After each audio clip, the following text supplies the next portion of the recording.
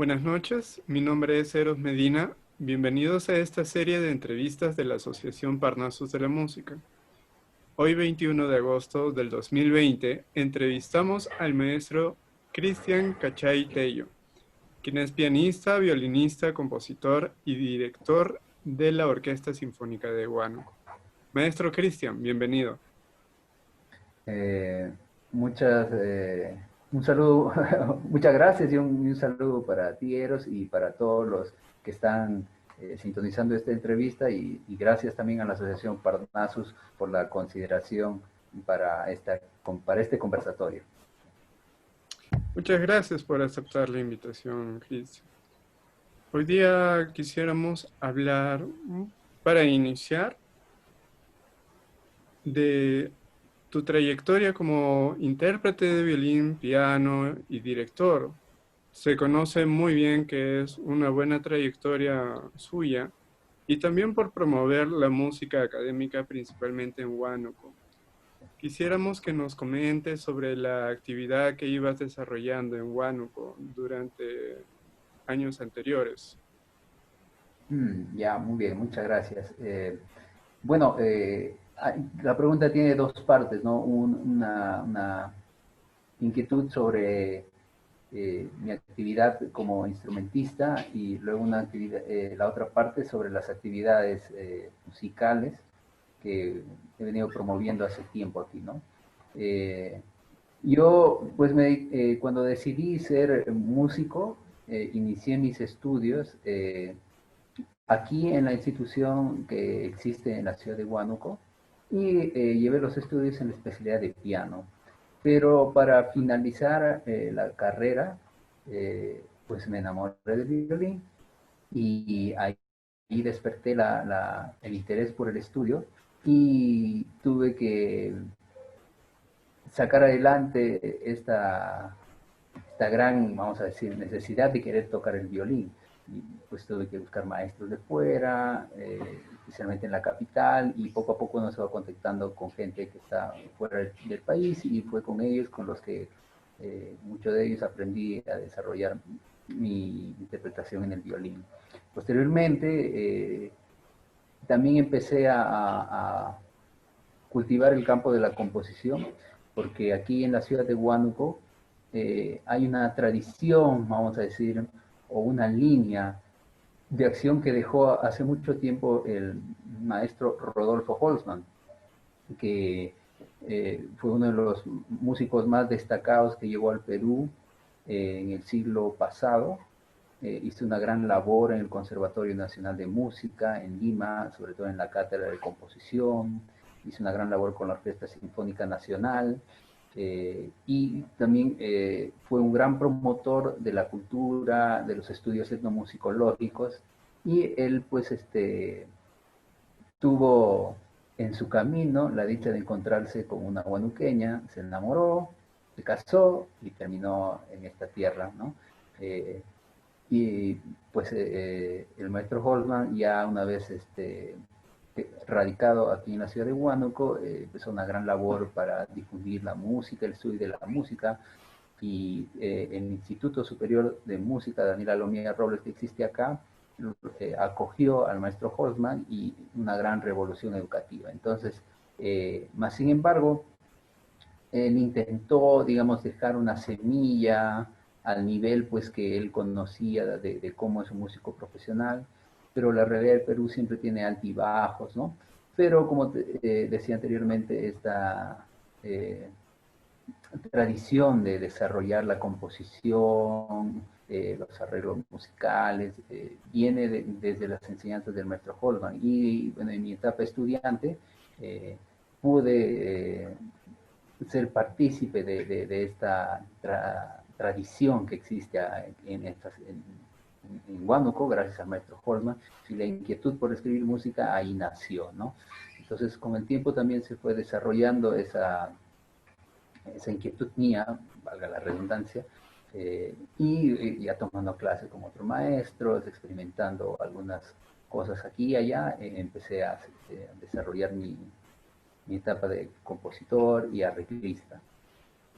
Bueno, eso es en líneas generales lo que podría comentar acerca de cómo es que me he desarrollado en este campo de la interpretación y la composición. Y bueno, ya como pianista también pues siempre acompañando en los conciertos, recitales, haciendo el correpetidor, eh, etcétera, ¿no? Y bueno, y ya cuando uno empieza a sentir que todo esto eh, hay que darle un horizonte, fue que eh, emprendí algunas iniciativas, ¿no? Las primeras de ellas fueron a través de la música de cámara, formando primero agrupaciones como un cuarteto de cuerdas, luego cameratas de cuerdas, y así poco a poco fue creciendo hasta que llegamos en el año 2015 a tener el proyecto de la Orquesta Sinfónica, ¿no? Y ya tenemos a todos los instrumentos pues, de las familias que conforman una orquesta. Y ahí fue que empezamos una labor un poco más, de un esfuerzo un poco mayor, porque como sabrás, pues en nuestro país sacar adelante iniciativas de agrupaciones como una orquesta sinfónica no son tan sencillas como sin ofender a nadie, pero no es tan sencillo como sacar adelante un grupo de cumbia, por ejemplo, ¿no? Que tiene una aceptación un poco mayor, eh, desde las autoridades hasta el público en general, ¿no? Entonces, siempre la cultura tiene algunas cosas con las que hay que batallar. Eh, y bueno, entonces, como con las agrupaciones de música de cámara, como te dije, siempre estamos activos, sobre todo con el cuarteto de cuerdas, donde participo como violinista, es el cuarteto de cuerdas de Huánuco. Luego formamos grupos de cameratas con cuerdas y vientos, y esto de canto, como dije hace un momento, en la Orquesta Sinfónica de Huánuco.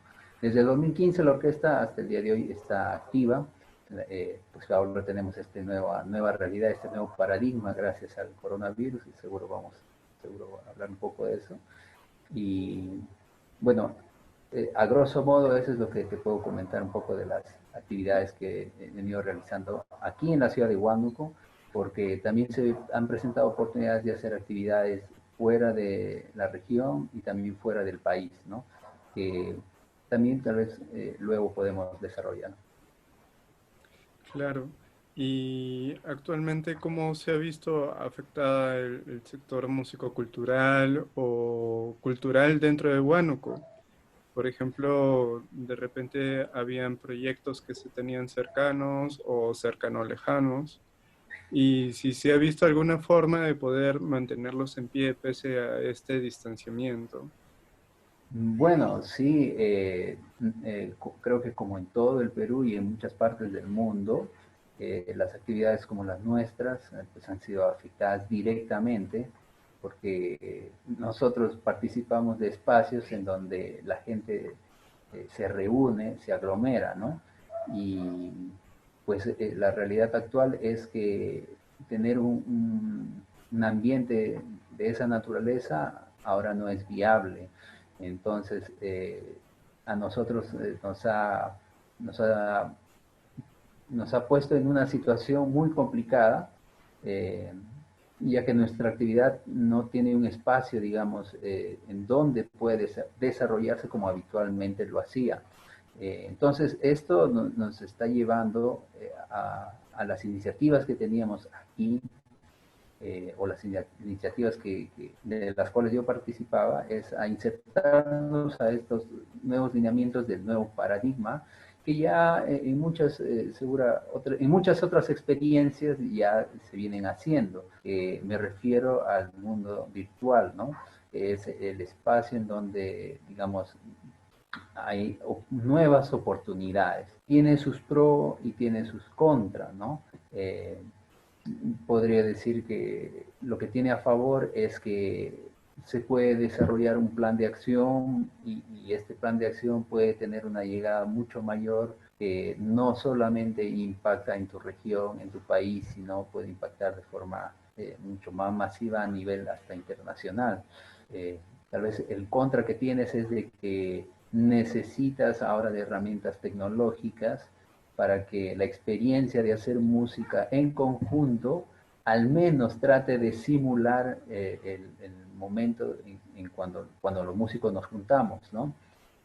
Muchos de nosotros ahora se encuentran aislados en sus viviendas, o algunos músicos, por ejemplo, los de la orquesta, no todos son naturales de la misma ciudad, de capital de la región de Huánuco. Muchos de ellos vienen de otras latitudes, de la serranía, por ejemplo, entonces están muy lejos, pero con el internet ya podemos comunicarnos. Entonces, estamos tratando de adaptarnos a esta nueva realidad, y como te dije, viendo lo favorable y cómo superar lo desfavorable, porque parece que a futuro, durante mucho tiempo, vamos a estar viviendo en esta nueva realidad, ¿no? El Perú es un país un poco complejo para que pueda superar rápidamente situaciones como las de una pandemia, ¿no?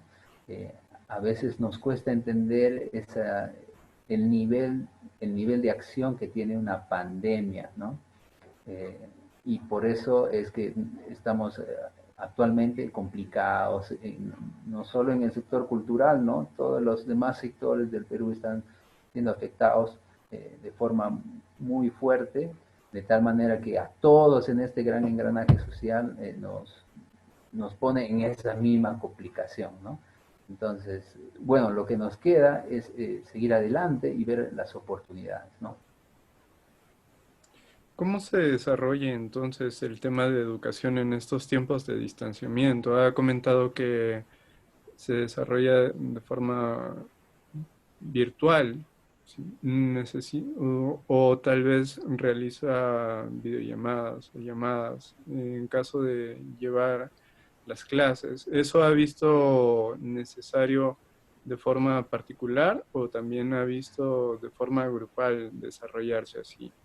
Y de casualidad estaríamos frente a una forma de llevar educación de otros países o con otros países. ¿Cómo lo vería usted? Bien, pues me olvidé comentar que yo también hago actividad docente, ¿no? Soy docente hace ya más de 16 años. Eh, He trabajado pues, aquí en la institución de nivel superior, he trabajado en la ciudad de Lima, en la Escuela Nacional de Folclore. También he trabajado en la Orquesta Sinfónica Juvenil, muchos años atrás como instructor. Y en la actividad docente uno empieza a desarrollar ciertas habilidades que hoy en día se convierten en una nueva oportunidad, ¿no? Efectivamente, la educación a distancia o la educación por internet ahora es una oportunidad que tiene nuevamente sus pros y sus contras, ¿no? En el caso de la educación personalizada, como bien tú decías, ya hay muchas experiencias de hace muchos años atrás que muchos músicos de talla internacional vienen realizando. Por ejemplo, el famoso violinista Pinches Zuckerman hace muchísimos años atrás se dedica a dar clases por internet, clases de interpretación, clases de desarrollo artístico, eh, y que hoy en día se han convertido ya pues en el pan nuestro de cada día, ¿no? Tener una clase, en este caso de música, a través del internet es una opción laboral. Eh, Esto a nosotros los músicos pues nos exige preparar un buen marketing, nos exige sacar a flote estas habilidades que te desarrolla la docencia presencial, como es el carisma, eh, eh, el poder tener una gran capacidad de diagnóstico, porque para poder guiar a un alumno hay que poder entender su realidad, su forma de pensar, su forma de comprender y de analizar, ¿no? Entonces, si uno como docente no tiene la capacidad de hacer este diagnóstico, entonces un poco que se le complica la misión de volverse un guía, de volverse una persona que puede sacar adelante las necesidades de este alumno, ¿no? Y por otro lado está lo que tú comentabas, el sector de clases grupales, ¿no? Eh, pues aquí se pueden desarrollar temáticas de forma de paneles forum, conversatorios, por ejemplo, para clases de composición, apreciación musical, clases de lenguaje musical, etcétera. Pero hacer, por ejemplo, una clase en donde nos juntemos a tocar a través del internet nos trae este nuevo contra que tiene pues, este nuevo mundo virtual que es la tecnología. Si los músicos no tenemos las herramientas tecnológicas, es decir, un internet de banda ancha que nos permita una comunicación muy fluida, un interfaz con un micrófono que nos permita hacer que nuestro sonido del instrumento llegue con mucha calidad, tener una cámara que nos permita tener una visión de buena calidad y así poder hacer música en conjunto por internet es complicado. Porque sí existen experiencias de este tipo en otros países en donde se pueden juntar varios músicos, ¿no? A través del internet y hacen música, pero se requiere pues de herramientas tecnológicas que en un país como el nuestro, valga la redundancia, no son fáciles para todos acceder, ¿no? Pero bueno, son retos a los que la educación musical está adentrándose y hay que ver las maneras más creativas de poder resolver estos retos porque hacia ahí se va a decantar, no solo por el hecho de la pandemia, ¿no? Sino que el mundo moderno cada vez más ya se venía hablando de hace décadas atrás que se va a desarrollar en un espacio virtual, la tecnología va a ser, ¿no? Algo que nos va a gobernar. Es más, he visto algunas propuestas de futuristas en donde las clases van a ser con hologramas para la música, ¿no? Entonces, ahorita estamos en una videollamada, pero en el futuro, en nuestras casas, nos vamos a ver en un holograma, ¿no? Eros sentado frente a nosotros y yo tal vez, ¿no? Estuviera sentado a la diestra de Eros y conversando con la familia ahí en la sala y agarraríamos nuestros instrumentos y nos pondríamos a tocar, ¿no? Y la gente va a disfrutar de un concierto de holograma en vivo de los músicos. Entonces, son visiones futuristas, pero que mira, la pandemia nos está llevando a decantar con mayor rapidez hacia esas necesidades que los músicos tenemos que tomar. Muy cierto, muy cierto. Y sobre estos puntos, tanto como la docencia, como el ser intérprete y hasta compositor, ¿entre cuáles usted ha sentido que ha habido más repercusión por llevar cultura al oyente? Bueno, mira, es como un engranaje, ¿no? Eh, porque cada una de estas, vamos a decir,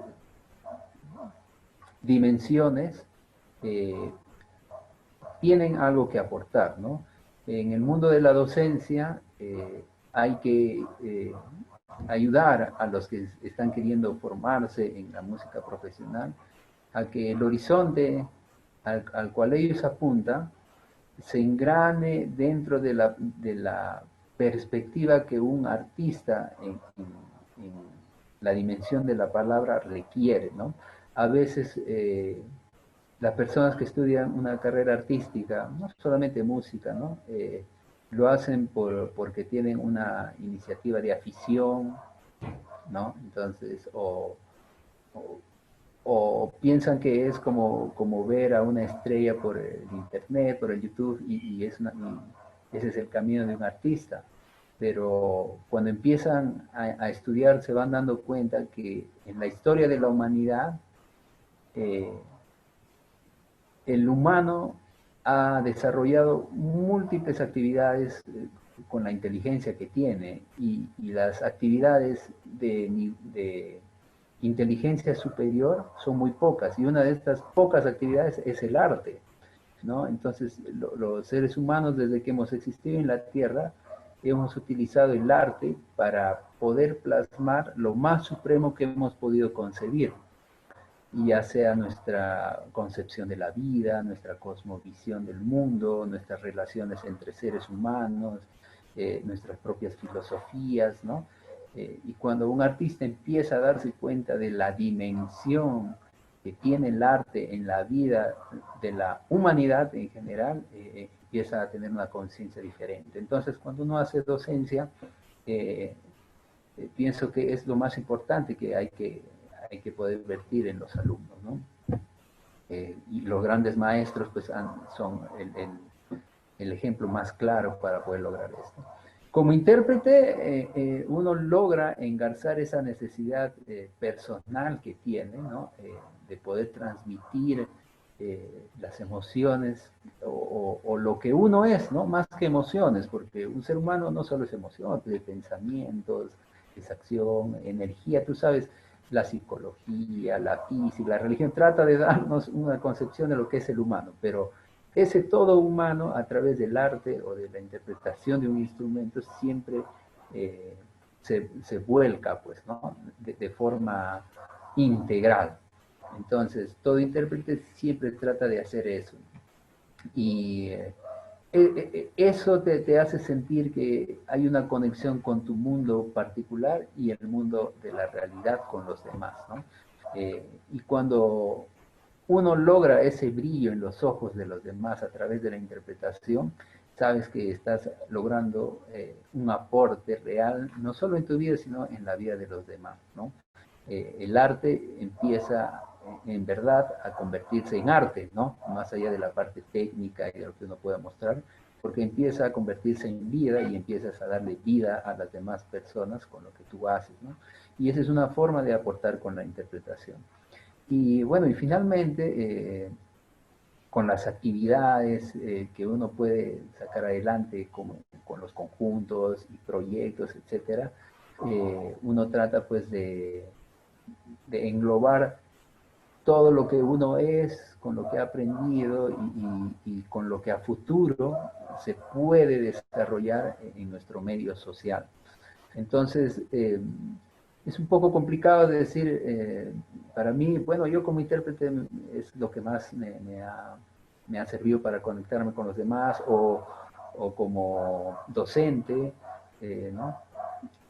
O como promotor cultural, ¿no?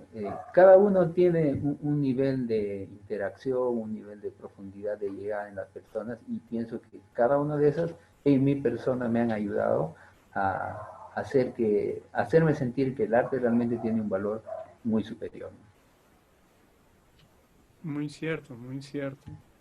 Es como que el diferente público que uno puede tener en un concierto lo puede formar desde la educación, porque al final uno como docente, o esto en el caso de colegios, no todos van a ser músicos. Claro que lo ideal sería que tengan la posibilidad de tener juicio estético, pero uno ahí está formando de repente una generación como oyente. Y esto me llevaría a preguntarle que aparte de uno como músico llenarse como de información y de consumir arte musical, ¿de qué otra rama se apoya usted, maestro, al momento de interpretar o de repente llevarlo a la dirección? ¿Con qué otro arte apoya el arte musical? ¿De repente absorbe algo de literatura, escultura? Claro, claro, claro que sí. Eh, bueno, mira, para redondear lo que hablamos anteriormente, hablaste de la docencia, es cierto. Yo estaba hablando de la docencia, digamos, en la educación de los músicos a nivel superior, que, que ha sido mi mayor experiencia, pero está la otra parte que tú dices, la docencia en nivel educación básica regular, es decir, desde inicial, primaria, secundaria, que también es todo un tema y que, como tú dijiste, ahí hay que formar especialmente oyentes, ¿no? Gente que tenga, como dijiste, un sentido estético, pero es también todo un tema, ¿no? Que en algún momento, tal vez con otros expertos más conocedores, podríamos conversar, ¿no? Pero bueno, bien, con respecto a tu pregunta sobre de qué me apoyo para que mi experiencia artística, ¿no? Se vea más enriquecida, te diré que son muchos aspectos a los que siempre recurro, ¿no? Eh, Generalmente las bellas artes, trato de que entre las bellas artes encontrar entre todas ellas eh, una idea muy sólida, ¿no? Me ayuda mucho la arquitectura, me ayuda mucho la pintura, me ayuda mucho la literatura, eh, y después artes que se han ido derivando de todas estas, ¿no? Eh, las ideas que tenían, por ejemplo, los griegos antiguos con el quadrivium, ¿no? Que tenías que conocer, ¿no? Eh,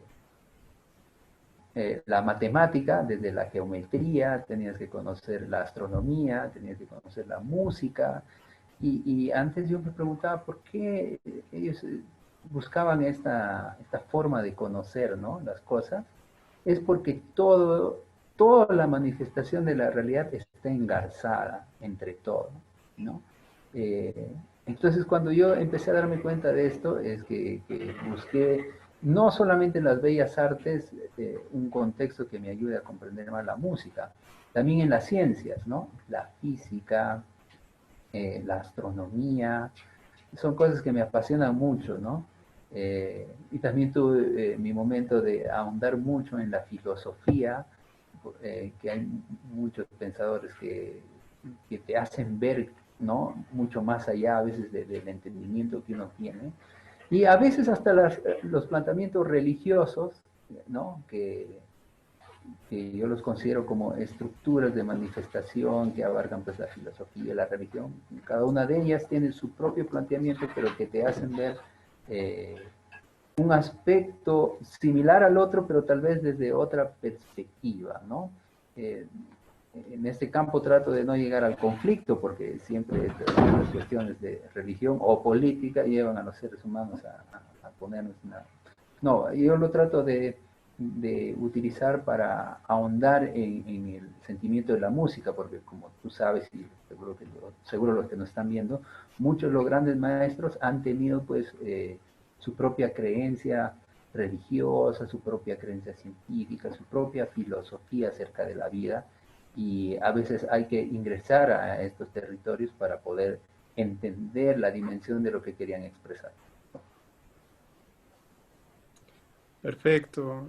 Muchísimas gracias por estar aquí con nosotros, Cristian, y compartir un poco de tu perspectiva y experiencia. Ha sido una gran conversación.